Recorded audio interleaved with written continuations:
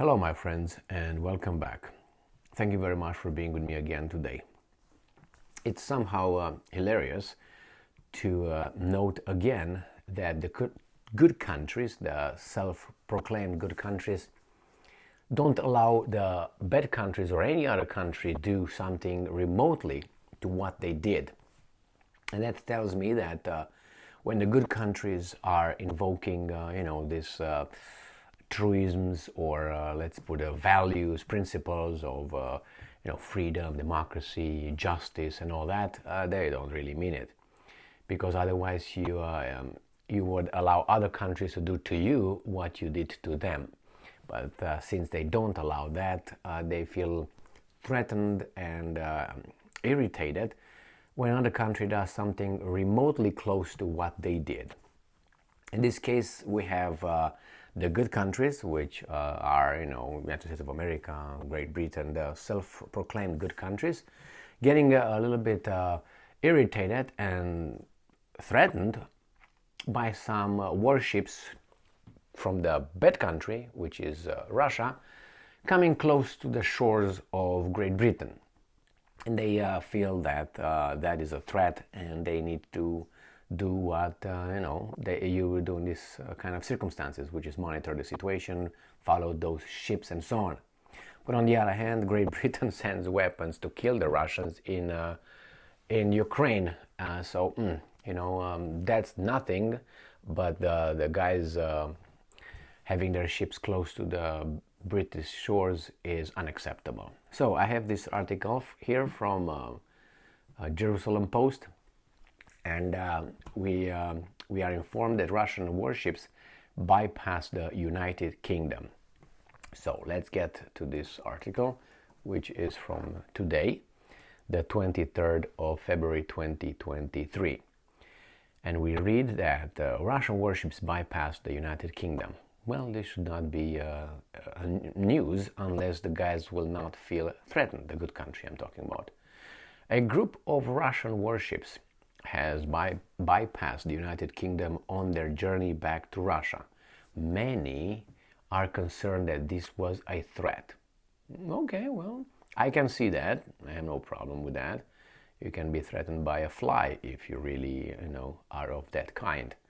But tells me a lot about who you are. Now, Russian warships, accompanied by the Mariskal Ustinov cruise ship, bypassed the United Kingdom earlier this month.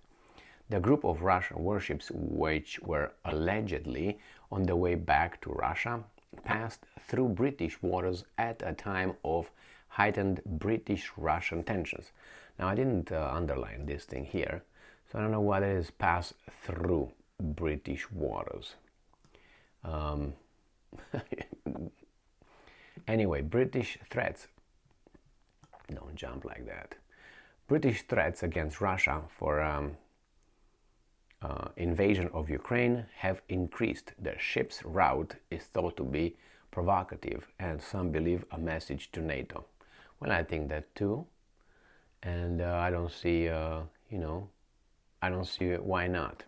But this, I don't understand, this passed through British waters. Anyway, Britain has committed to sending 14 of the Challenger 2 main battle tanks, 30 self-propelled AS-90 guns, and military training to Ukraine. Britain has also increased sanctions against Russia. Russia sanctions British Foreign Minister James Cleverly last month. In response to the sanctions, Cleverly wrote, and I'm quoting, "If this is the price for supporting Ukrainian freedom, then I'm happy to be sanctioned," end quote. Well, the thing is, Cleverly, this sanction will not probably touch him a bit, so that's why he can be so courageous. This reminds me of these people here in this country called the United States of America, when they support, people just breaking the law by invading or not invading, trespassing without the owner's permission, and they say, well, I'm okay with the illegal immigration and all that, and I'm for it. People having the right to cross the border illegally into our territory. But they are okay because they don't perceive that as being a threat to them. Uh, and if you would ask them to get about, let's say, 5 families of the poor guys who cross the border like that, get them in their house and feed them for about 2 years, you would bet your money clearly that these guys will immediately oppose that. That tells you that they're okay, they're very, generous with everybody else's money, because their reaction will be, I pay taxes. No, no, no, I pay taxes and my taxes go there too. How about you take them in your house for 2 years and you pay for everything? How about that? And then you're going to realize how much, what are their values and principles. They stop right there. I guarantee you that. So here the same, this guy cleverly, he's very tough because he has no price to pay. I don't know, a sanction. What does he care? You know what I mean? So he plays here like he's a tough guy, but he's not a tough guy. He's a tough guy with no actually hurting him at all. Whatever sanctions the Russians place on this guy, but this is the level of our civilization nowadays. So we have to accept that as being a courageous guy and tough guy. Like, for instance, those Ukrainians who were were called out by those that Russian ship that anchored near the Snake Island in the Black Sea, and their response was like, "Ew, blah blah blah," and everybody, oh, courageous. Okay, what did they do next? They held their hands up and they came out and they surrendered without shooting a fire or anything like that. So everybody here was, oh my God, those are courageous. What did they do? They said something and they came out with the hands up. What is that? So again, they were heroes. Heroes would have been, in my book, if they would have fought the Russians over there, defend the island, and then maybe they would just pay with, sacrifice something of their lives. Otherwise, they did what? They supposedly were tough guys, but then they came out with their tails between their legs. Anyway, it's not that they did that, it's how that was hailed as being something great. Okay, well, wouldn't have been great if you would have fought. Like, for instance, the Spartans, when the guys lay down your weapons, come and get them. And they fought for that, and they died. These guys, come and get them. Here they are. Oh, how tough they were. No, they gave up their weapons. Anyway, let's move back to this article here. We have a few more lines here. American destroyer ships follow Russian ships for hours. American destroyer ships followed the Russian warships for several hours. Yes. Why American destroyer? I think this happened in British waters. Well, Great Britain doesn't have ships now. It's not impossible. They used to have the greatest navy in the world some time back. But like the Canadians have a balloon coming across their now airspace, and the communist Trudeau calls on the Americans to shoot it down. That was weird. And they say, oh, we have a defense force, blah, blah, blah, Nordak, Nord something together. Well, but it was over your territory. I bet your airplanes don't fly over United States' territory, so that tells me the subordination relationship between Great Britain and United States and Canada and United States. Hey, if you want to guys be like that, go ahead. And this is under the pretext of they provide safety.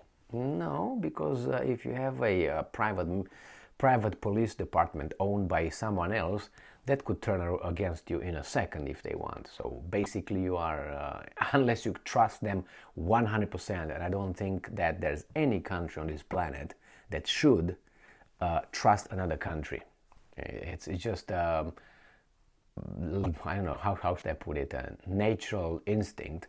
Why would you give your safety to someone else to defend?